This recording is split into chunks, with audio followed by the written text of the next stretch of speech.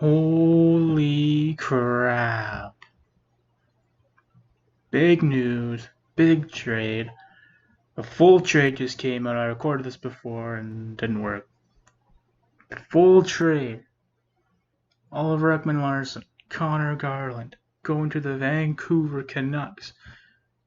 Going back is Antoine Roussel, Louis Eriksson, Jay Beagle, the 9th overall pick, a 2nd round pick next year, and a 7th the year after that.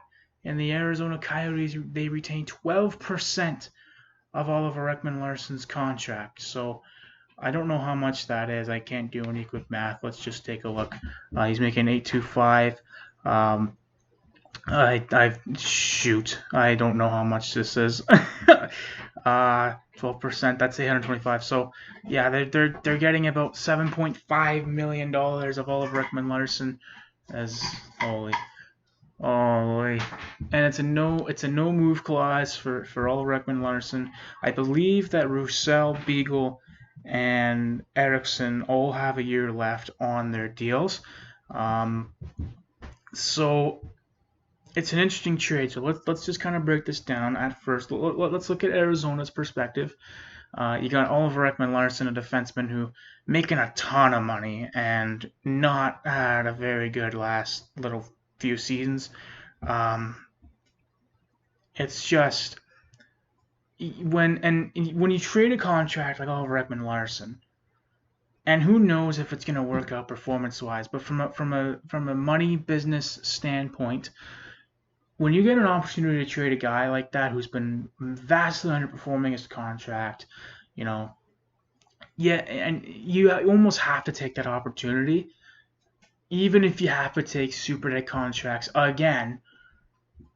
That's like Jay Beagle and all these dead names from not say they're bad players, but these fourth line players. It's a lot for Arizona to take when you look at the guys they acquired the last couple of days. They got Andrew Ladd for basically nothing. They didn't have to give away anything. They got some draft picks for that. And then you get who's the other guy they got? I'm totally blanking on it now, but they got him. Augustus Bear. They got him for draft picks. I mean, and the Arizona Coyotes are a team that has a lot of free agents this year. Or next year, I should say. They have a lot of free agents next year. Or is it this year? My apologies. It's this year. I'm just reading it wrong. And with Derek Brassard needing a contract and what he was on before, I mean, I don't think they're fine totally giving him up there, but they need to make some money, and they needed to eat up some money to make this free agency work.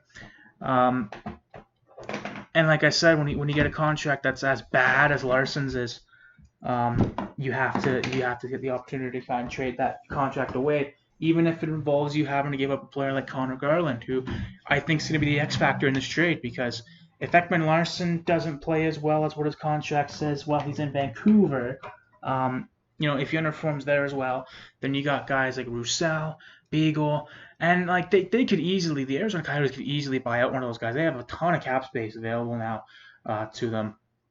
Obviously, they had to retain. I think it was only 12%, so that's like 850,000 of that. So probably about 7.4 around that Vancouver's that's gonna eat away at Vancouver's cap space. And for Arizona, if you want to buy out one of those guys, you can. I mean, they got 1 year left in the deal, so maybe you can just kind of deal with it. But they got a lot of dead contracts on that team now. But they did get a lot of draft picks. I do like that they got that 9th overall pick. I think it's risky from a Vancouver standpoint to be giving up that pick, but it's something that you just kind of got to do. And I think Vancouver is one of those few teams that were willing to trade for Ekman-Larsson, and then one of those few teams that are actually willing to take on and be able to afford him and have the assets to be able to get him. So I think Arizona, return-wise, when you look at that 9th overall pick, they obviously had their pick forfeited, so it makes sense to get that pick, and it's 2 spots higher than what they would have been anyways. So not bad for the Coyotes, but like I said, Garland, he's the X factor of this trade. Like if he can, it looked like Garland was going to be a top 6 player with the Coyotes, so if he can become that with the Canucks, I mean that's great return there for them and what's already a pretty, I guess you can say, a pretty stacked top six on paper when you look at guys like Bo Horvat and Besser, and if Podkolzin can come in and play really well for the Canucks next year if he makes the team, there's some grit and some skill on your team there as well. They and if we'll go to Vancouver's standpoint, I guess we're kind of already transitioning into that, but they're a team for the last 4 or 5 years. They've been rebuilding for what seems like forever. Um, and Jim Benning is one of those GMs where he's always in between. He's never rebuilding and he's never trying to become a contender. And when you're in between like that for so long and you're as mediocre on ice results as Vancouver is, you're not going to succeed. And that's exactly what's happening right now, the Vancouver Canucks.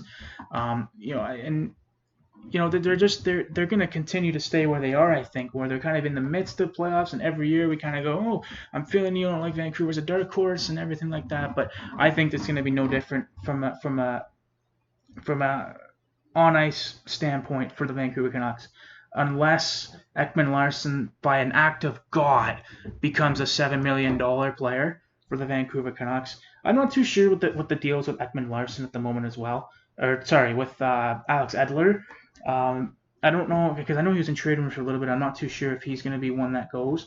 But I mean, and they're looking to like move Nate Schmidt. I will say, with everything we've been hearing about Nate Schmidt, I'm surprised he wasn't part of the deal as well. I can see, I guess, kind of why they wouldn't have got rid of him. There's a lot of money being thrown around to be able to take on that Ekman Larson contract, and at the end of the day, the Coyotes as well have to have a cap floor. They have to reach that floor, and to do that, maybe you take on contracts like that. So, yeah, man, it's just crazy. Good job by the Coyotes getting those draft picks and being able to build for the future a little bit more. These are two teams that haven't really made the playoffs in quite a long time now. Or I guess consistently made the playoffs in quite a long time now. So, hopefully, when you look at Vancouver, hopefully, oh man, it's just.